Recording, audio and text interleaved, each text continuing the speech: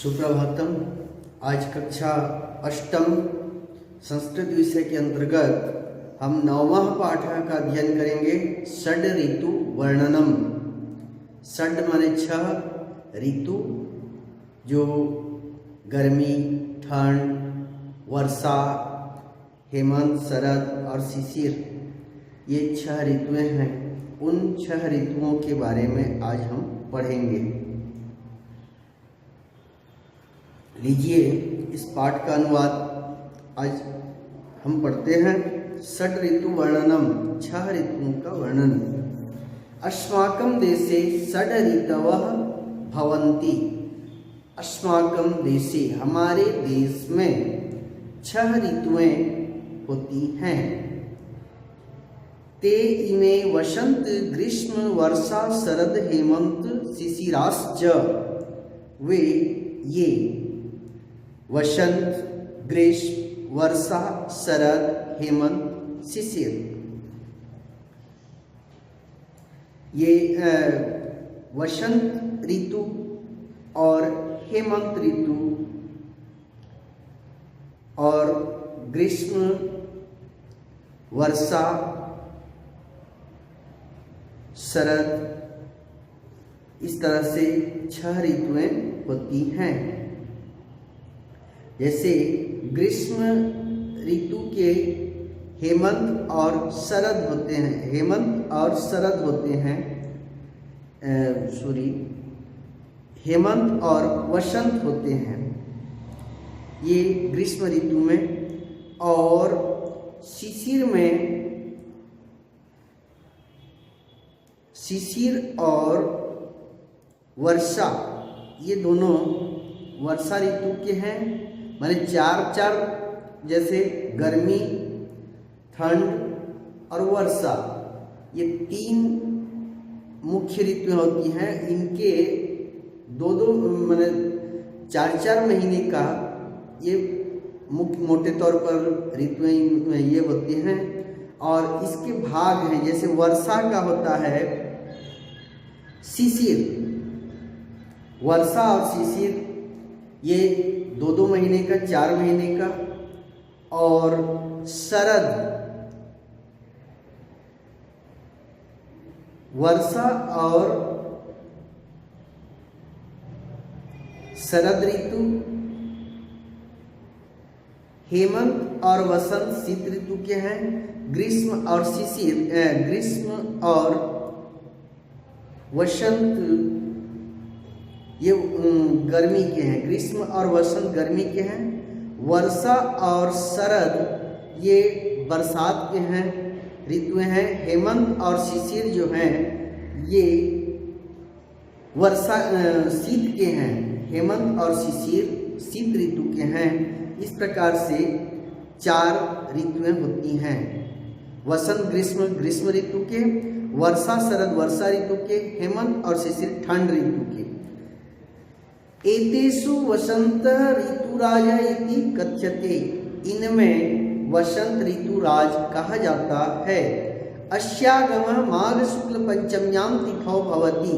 इसका आगमन माघ शुक्ल के पंचमी तिथि को होती है। अस्मिन् दिने वाग्देव्या पूजनम अपि भवति। इस दिन वाणी की देवी की पूजन होती है, पूजन भी होती है।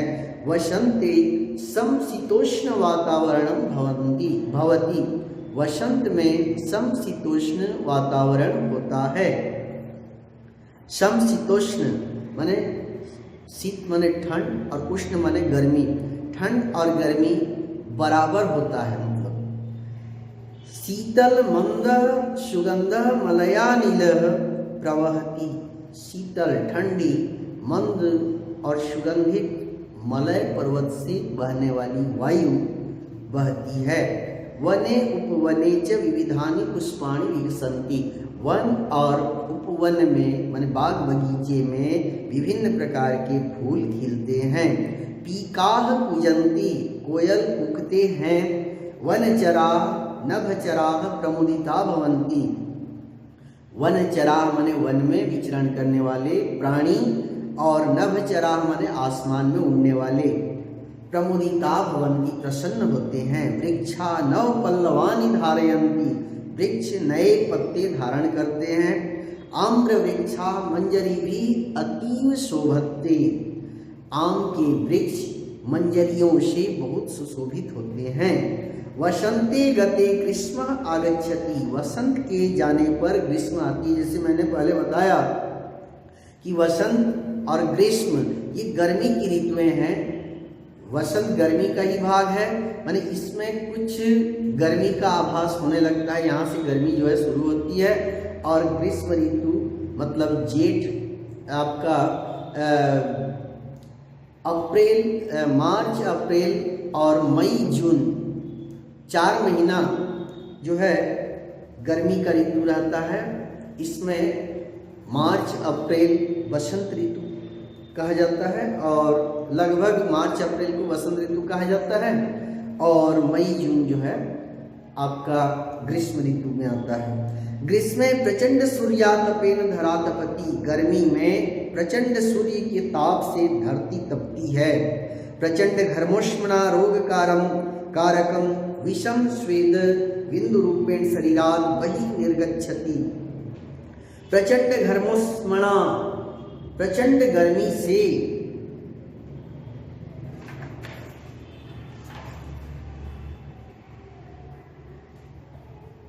रोग कारकम, रोग कारक विष, स्वेद माने पसीना, बिंदु रूपेण, बिंदु के रूप में, बूंद के रूप में, शरीरात बहि निर्गच्छति, शरीर से बाहर निकलती है। हरित वर्णाम्र फलम पक्वा पीतायते, हरे वर्ण के आम के फल पक कर पीले हो जाते हैं।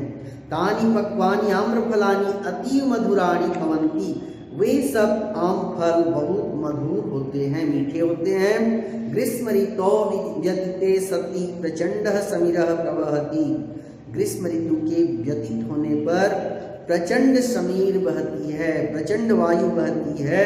स एव वर्षा ऋतु आगमनम सूचयति, वह ही वर्षा ऋतु के आगमन को सूचित करता है। वर्षा ऋतौ जलदः जलधारा भी पृथ्वीं पूरयति, वर्षा ऋतु में बादल अपनी जलधारा से पृथ्वी को पूर्ण कर देती है, भर देती है। कृषकाः कृषि भूमिं हलेन कर्षन्ति, किसान खेत को हल से जोतते हैं। बीजम वपन्ति च, और बीज बोते हैं। अतिवृष्ट्या नद्यः जलेन परिपूर्णा भवन्ति, अतिवृष्टि से नदियां जल से परिपूर्ण होते हैं, अर्थात पानी से भर जाते हैं। ततः शरद ऋतु आयाति, तब शरद ऋतु आती है। चंद्रस्य धवल ज्योत्स्नया, चंद्रमा की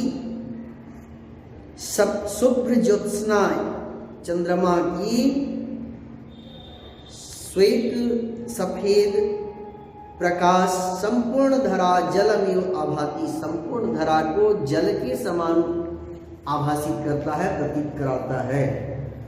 संपूर्ण भारतीय उत्सवेषु निमग्ना प्रतीयन्ते, संपूर्ण भारतीय त्योहारों में निमग्न होते हैं।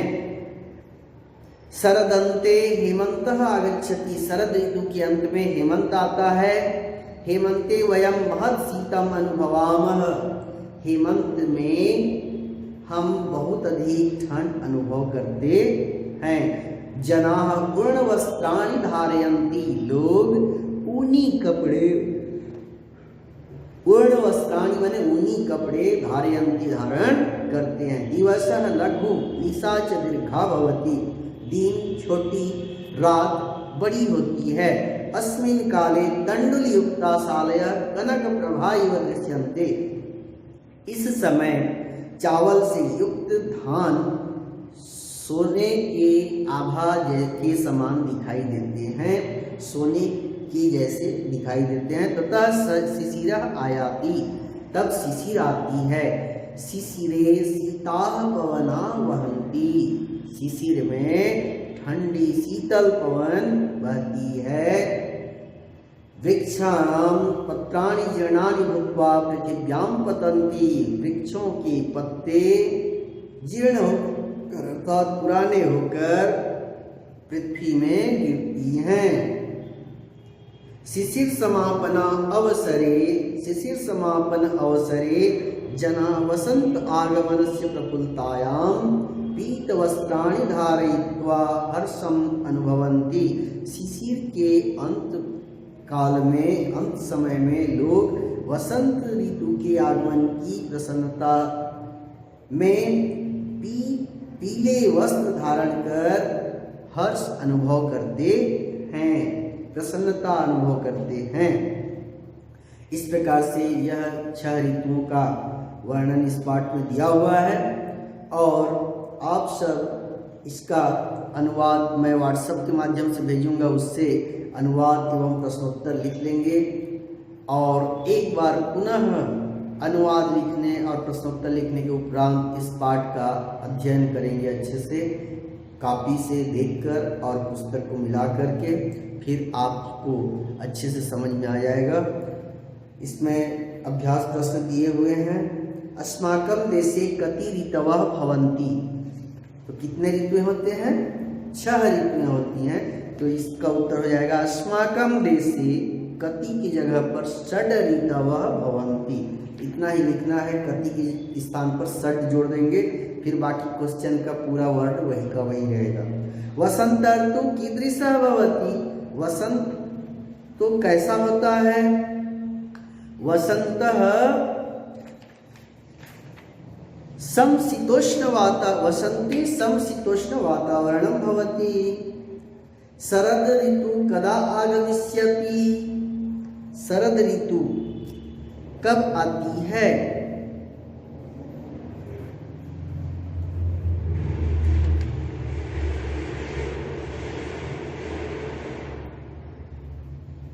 वर्षा ऋतु अनंतरम, वर्षा ऋतु के बाद शरद ऋतु आता है, तो वर्षा ऋतु अनंतरम शरद ऋतु आयाति या आगमिष्यति।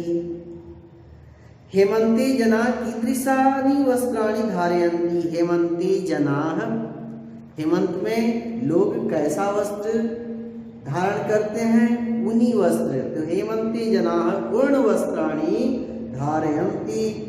वाग्देव्या पूजनम कदा भवति, वाग्देव्या पूजनम, वाणी की देवी सरस्वती की पूजा कब होती है? वसंत ऋतु में होती है। तो वाग्देव्या पूजनम वसंत ऋतु भवति या माघ शुक्ल पंचम्यां तिथौ भवति।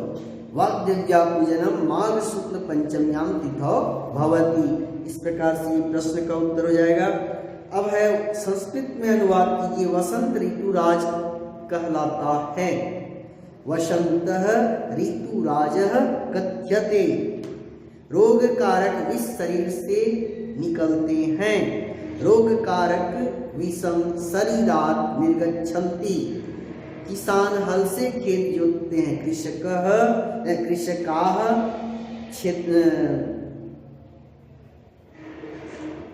हलेन क्षेत्रम कर्षन्ति। पत्ते जीर्ण होकर पृथ्वी पर गिरते हैं। पत्राणि जीर्णानि भूत्वा पृथिव्यां पतन्ति। हेमंत ऋतु में हम अधिक ठंड का अनुभव करते हैं। हेमंत ऋतौ वयं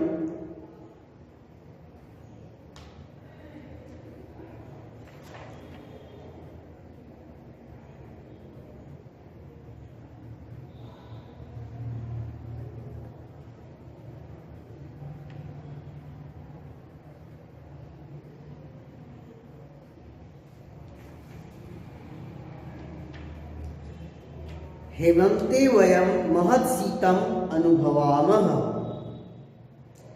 हेमंत ऋतु में हम अधिक ठंड का अनुभव करते हैं। हेमंते वयं महत् शीतम अनुभवामः हो जाएगा। भारतीय उत्सव प्रिय होते हैं। भारतीय उत्सव प्रिया भवन्ति। भारतीय उत्सव प्रिय होते हैं। इस प्रकार से ये हो जाएगा।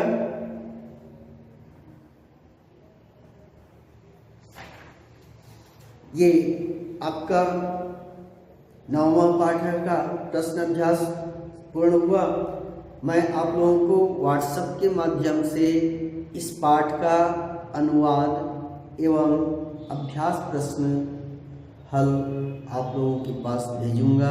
आप सभी से कॉपी में अवश्य नोट करेंगे। और आज का पाठ इतना ही। धन्यवाद।